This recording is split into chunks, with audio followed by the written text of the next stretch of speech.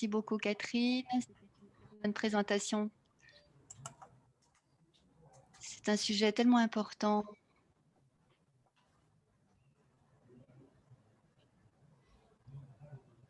Et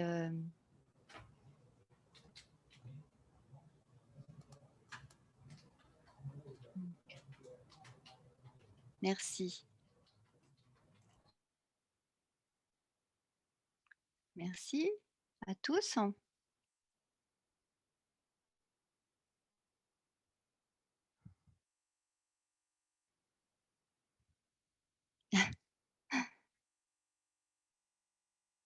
Donc, je vais présenter encore Claude avec la deuxième présentation. Lorsque j'ai donné ma présentation plus tôt,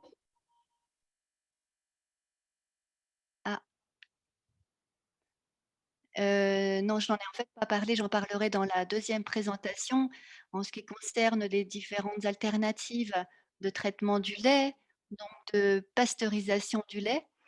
Et Claude va maintenant nous parler de la pasteurisation par haute pression hydrostatique pour conserver donc les composants biologiques du lait maternel.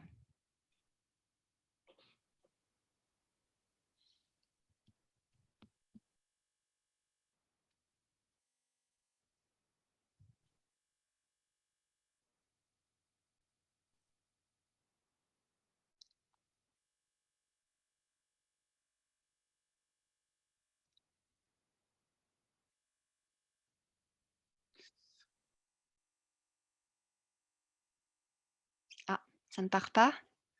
There is a problem? Il y a un problème? Ah, ok. Ah, voilà, ça commence.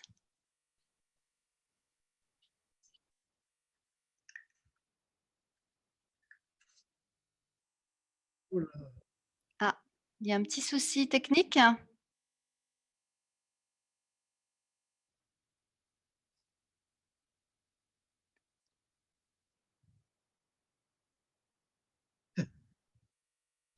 Ah!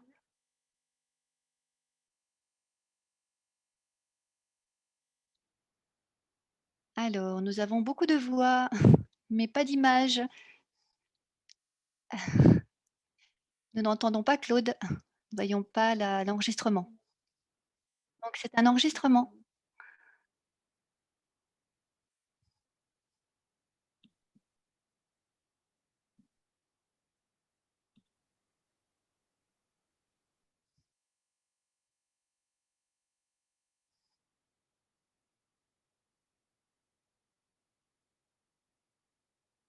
Ah, nous entendons. Oh, Oula. what is the problem? Quel est le problème?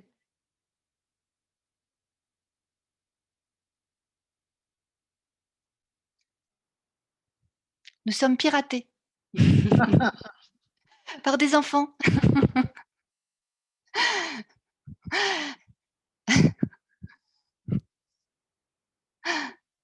Ah, Ah, alors? une image.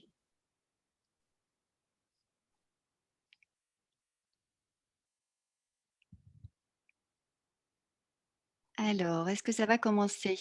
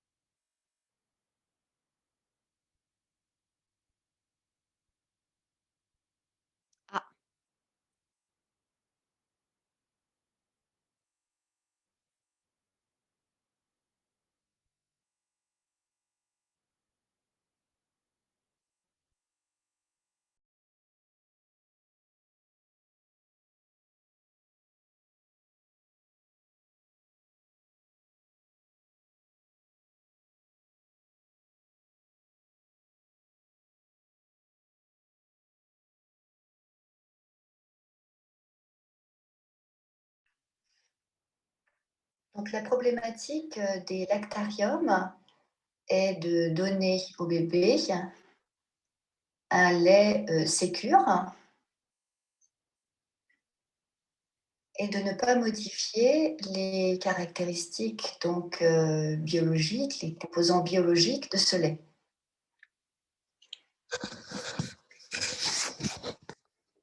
Donc, l'idéal évidemment serait de donner du lait cru à un bébé sans le contaminer avec donc des pathogènes.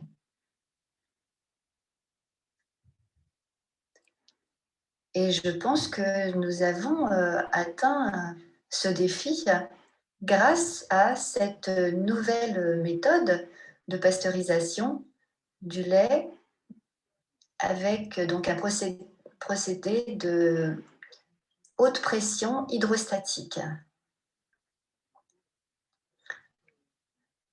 Donc ce procédé a été donc développé par le professeur Gérard de Mazot, qui était plutôt professeur de sciences à l'université de Bordeaux. Et donc, s'est spécialisé donc dans la haute pression pendant 40 ans. Et malheureusement,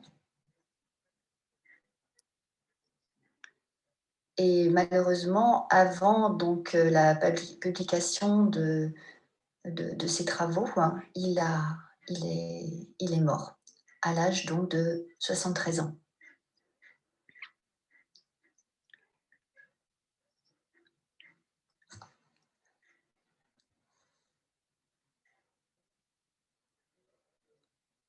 Je pense que nous pouvons donc le remercier pour ce formidable travail, pour avoir découvert ce procédé.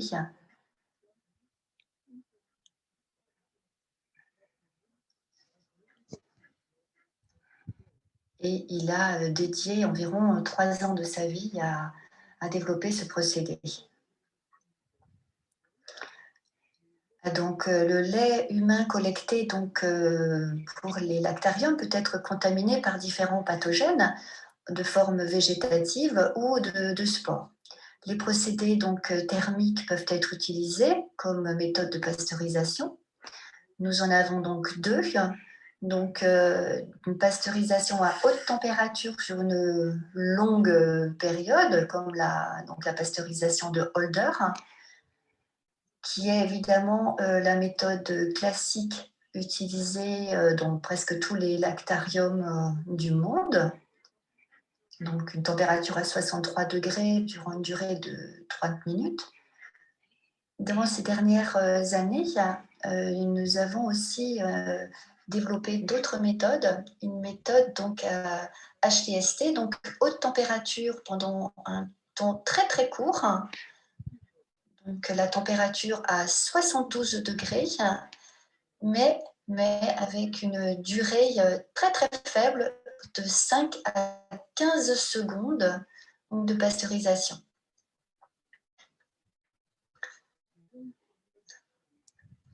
Et donc, le procédé donc de haute pression hydrostatique, nous le comparerons à cette dernière méthode en particulier. Donc, les problèmes principaux dans la pasteurisation thermique, c'est donc la non-activation des spores bactériennes.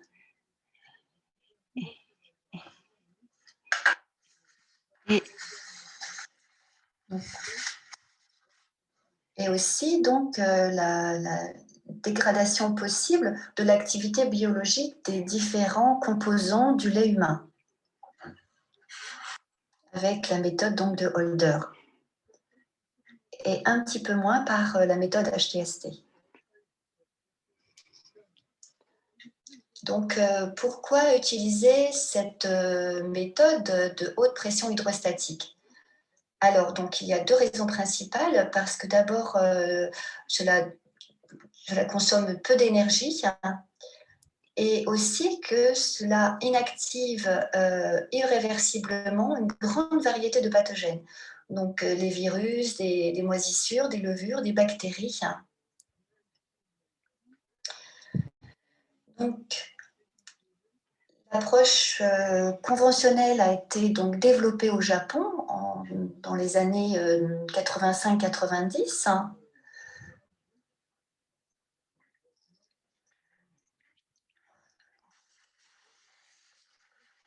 Et essentiellement, c'était pour pasteuriser l'alimentation, la viande par exemple, ou le jus d'orange, mais certainement pas pour le lait humain.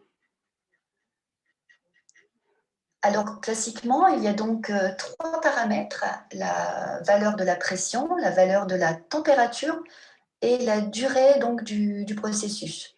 Mais le grand problème, donc afin d'arriver à une inactivation irréversible des formes végétatives de micro-organismes, il est nécessaire d'atteindre donc des pressions très très élevées, donc entre 5 et 6 000 bars. Et évidemment, dans cet ordre donc, de valeur, il est tout à fait possible de modifier le produit traité. Nous avons donc 2 objectifs pour développer ce processus basé donc sur les hautes pressions hydrostatiques que l'on pourrait donc développer pour les lactariums. Premièrement, donc l'inactivation de toutes les formes végétatives et de spores bactériennes qui représentent environ entre 7 et même 14% donc du total de collecte de lait. Et en France, mais peut-être aussi dans d'autres pays. Et donc, ce lait est malheureusement jeté. Et avec le prix du lait, c'est environ 150 livres en Angleterre le litre, et en France, c'est environ 100 euros. Et le lait lyophilisé est environ à 150 euros.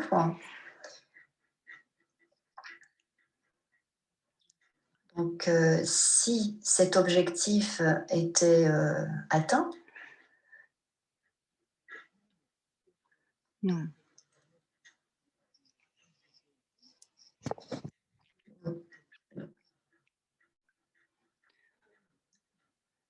nous pourrions donc économiser pas mal d'argent.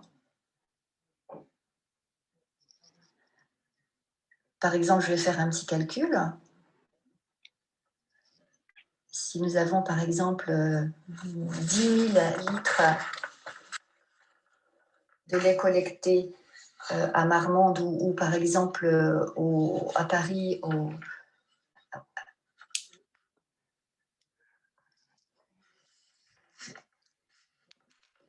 il y aura environ 1000 litres de lait jeté. Donc, vous allez perdre environ 100 000 euros perdus. C'est approximatif.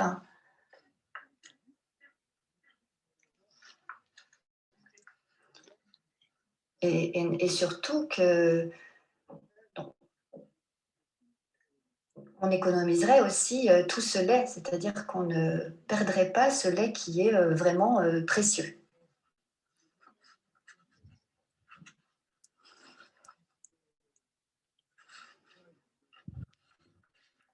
Et donc le deuxième but est de préserver l'activité d'un grand échantillon donc, de composants du lait humain.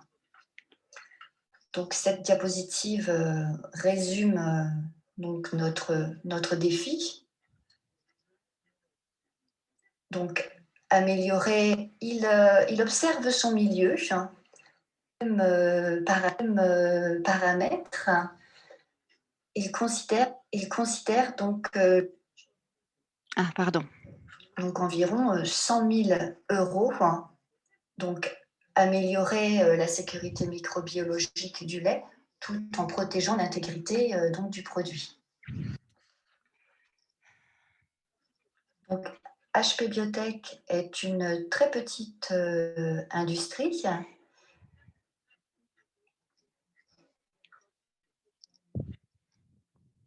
Donc, le département donc, des recherches et développement de cette industrie a ajouté donc un quatrième paramètre. Il considère donc le taux de pressurisation, très important, et aussi donc son mode d'application.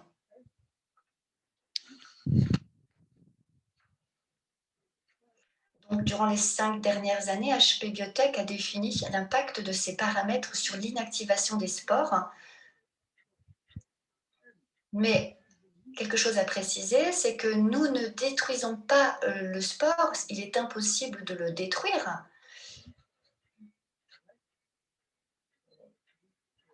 En fait, le spore, lui, il observe son milieu et s'il trouve que ce milieu est plutôt favorable, il va se transformer en forme végétative. Et avec donc ce nouveau paramètre, lorsqu'il est en forme végétative, nous interrompons ce processus grâce à la haute pression qui sera évidemment moins forte et qui ne sera donc 3500 bars. Donc très légère pression.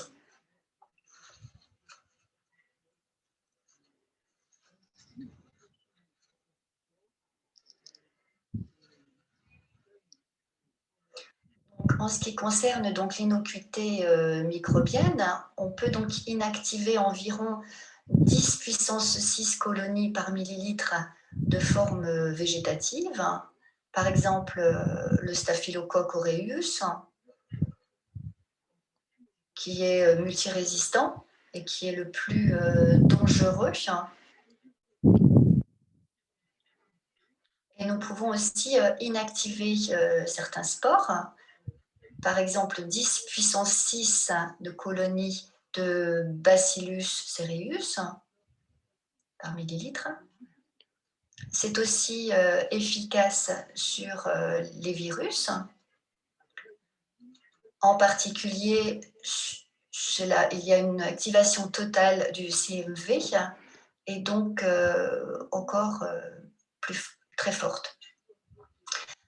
Tout en préservant donc l'activité de certains composants très importants. Par exemple, la lipase est préservée à entre 80 et 85% après pasteurisation. Et les composants antimicrobiens comme la zyzosime ou la lactoferrine qui sont préservés à entre 90 et 95%. En ce qui concerne les IgA, j'ai noté 90%, mais peut-être que ce serait plutôt autour de 70%. Mais de toute façon, ce sera toujours plus qu'avec la pasteurisation de Holder. Donc là, nous avons un tableau pour la sécurité microbienne. En ce qui concerne les protéines, donc voici Je suis un petit peu en retard. Des graphiques de spectrographie de masse.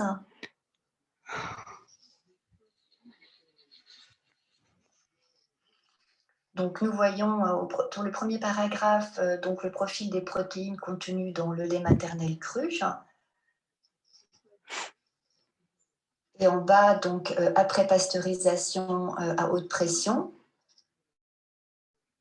Et donc, nous voyons que ces deux graphes sont comparables. Il n'y a donc pas de modification des protéines. Ici, nous observons donc l'activité de la lipase. Donc, les 3 premières lignes, c'est à propos donc de lait, nous parlons de lait cru. Évidemment, 100 est activé.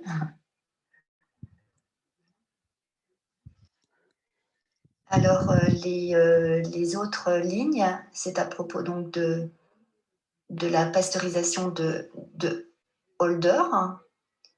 Et là, il y a totale désactivation de la lipase.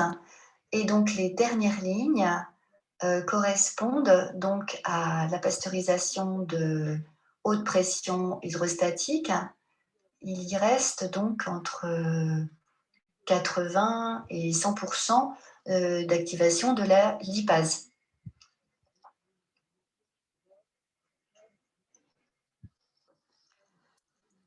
Alors ici, c'est la granulométrie donc des lipides.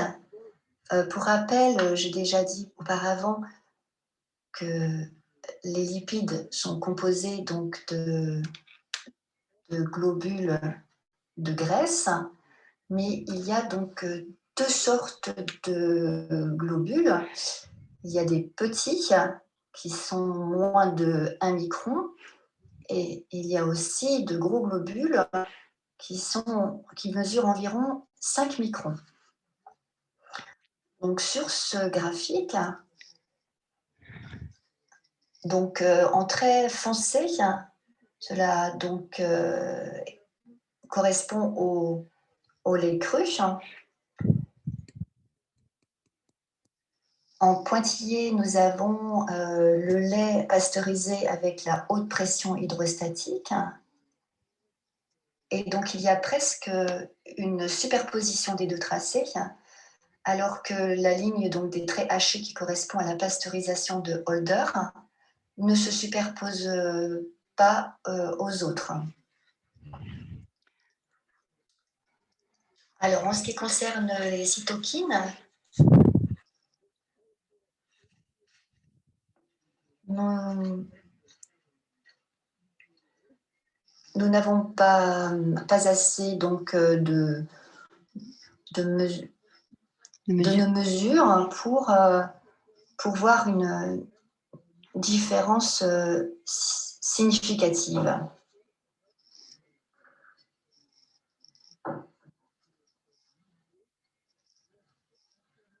Donc 0,0,6 différence. Donc nous avons donc 3 colonnes. Donc au milieu, vous avez donc le lait cru, à droite après donc pasteurisation de Holder et à gauche après haute pression hydrostatique.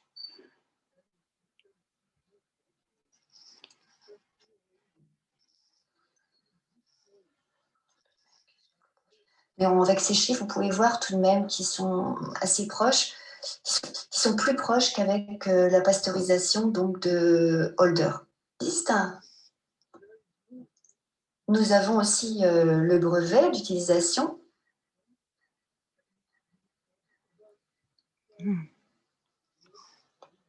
J'essaye d'avancer, mais ça ne marche pas. Mais il n'y a aucune banque de lait, aucun lactarium qui a cette machine. Donc la raison principale, évidemment, c'est son prix. Pour une machine qui peut pasteuriser un volume d'environ de 12 litres,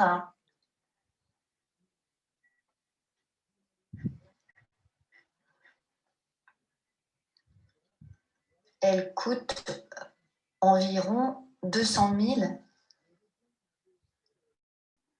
€.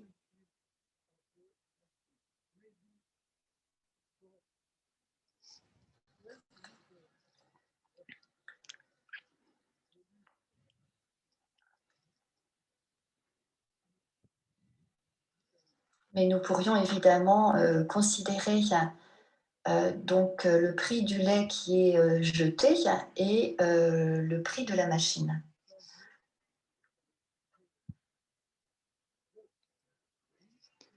Et l'industrie pourrait procéder par exemple à une location-vente de cette machine.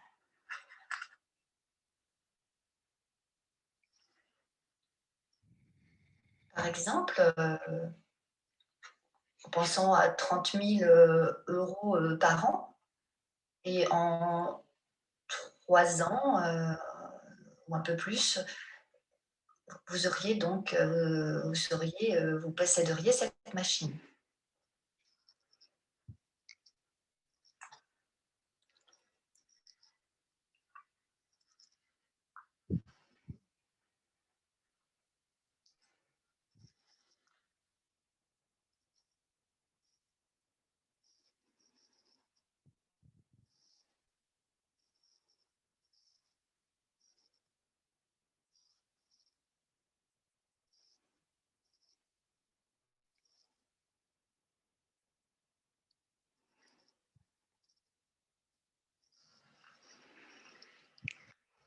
Alors, justement, je voulais vous montrer un tableau de collecte de lait entre 2010 et 2014, que j'avais donc établi lorsque j'étais secrétaire donc, de la DLF. En 2014, nous avons collecté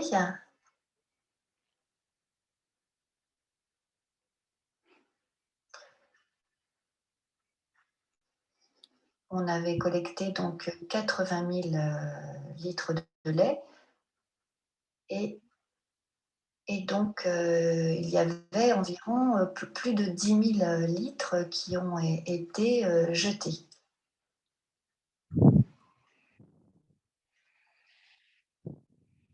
Donc on va perdre environ énormément d'argent.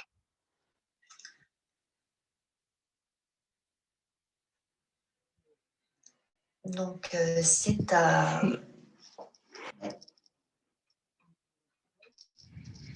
considérer évidemment donc, le prix de la machine et le prix du lait jeté.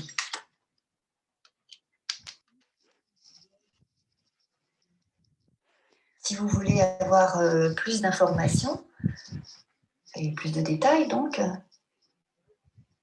et comme le professeur de Mazo n'est plus là, il y a Adrien Plumeaucoq, qui est donc un technicien, et voici donc son adresse mail. Et si vous êtes intéressé, vous pouvez toujours évidemment me contacter, et je peux vous mettre en relation avec Adrien Plumeaucoq.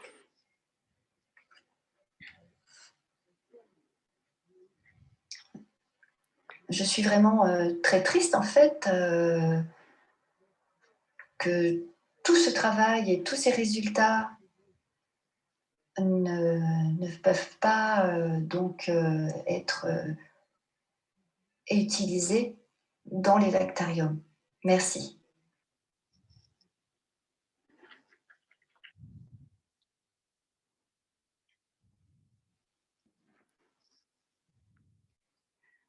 Désolée, j'ai eu quelques petits soucis techniques. J'ai voulu rattraper, mais c'était un petit peu difficile. Je suis partie un petit peu en retard dans l'enregistrement. Il y a des questions?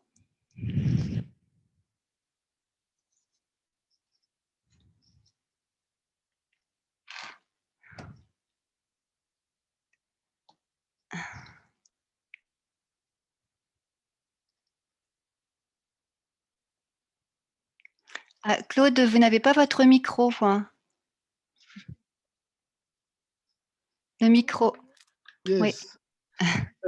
In comparison with other methods, En comparaison des autres méthodes, by temperature, les autres méthodes thermiques, high temperature or older temperature, there is this is not efficient to kill all the pathogen, and particularly the spores Donc of les méthodes bacillus. thermiques ne sont pas suffisamment efficaces, pour, éradiquer tous les spores bactériennes en particulier. The advantage is so to maintain lipase. Et Lipase aussi l'un des avantages, c'est que la lipase est absolument, conservée, contrairement aux méthodes, donc de pasteurisation thermique, où la lipase est complètement désactivée. in high HTST, the lipase is conserved, is preserved, but lower. And also in HTST, the bacillus, the spore bacillus are not killed. Et évidemment, c'est important de préciser que les spores bacillus, ne sont pas, éradiqués complètement puisque nous l'avons vu dans la présentation, il s'agit essentiellement donc de formes, végétatives. There is a different method with high pressure. Il y a différentes méthodes de haute pression And no, there is no results with the other method of high pressure on et bacillus. nous n'avons pas de résultats avec les autres méthodes de haute pression.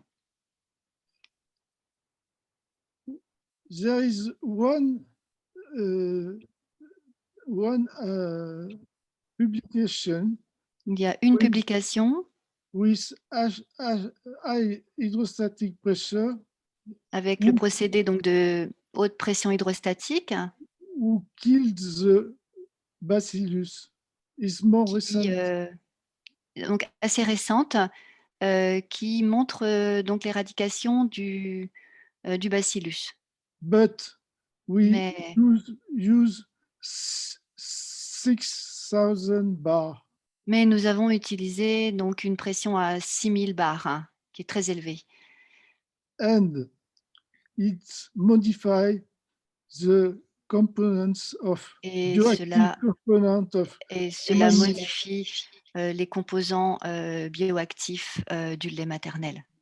but also the people the scientific who Mais les use scientifiques high pressure, very high utilisent, pressure, les hautes pressions have to add to human milk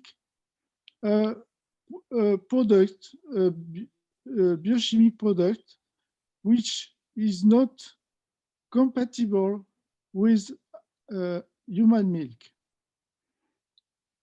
So this article do not use only high pressure, but he added one biochimic Donc substance. cet article montre, l'utilisation donc de la haute pression, mais aussi l'utilisation, de certaines substances ajoutées dans le lait. Évidemment, ce n'est pas, compatible, pour, sécuriser le lait maternel.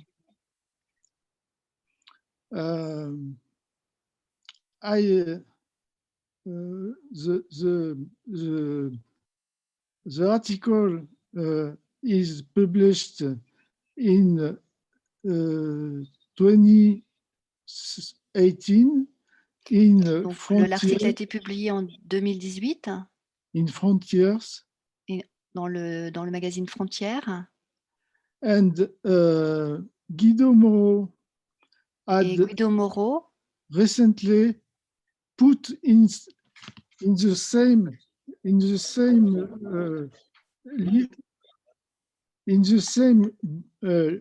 livret booklet et all Guido the, Moro a aussi mis dans un même, livret all the processes tous all the les process procédés of de pasteurization, pasteurisation, high temperature, pressure, haute température, haute pression, but not the last article. mais le dernier I- article, n'a pas été, publié dans ce livret. on high pressure with a product, with a substance.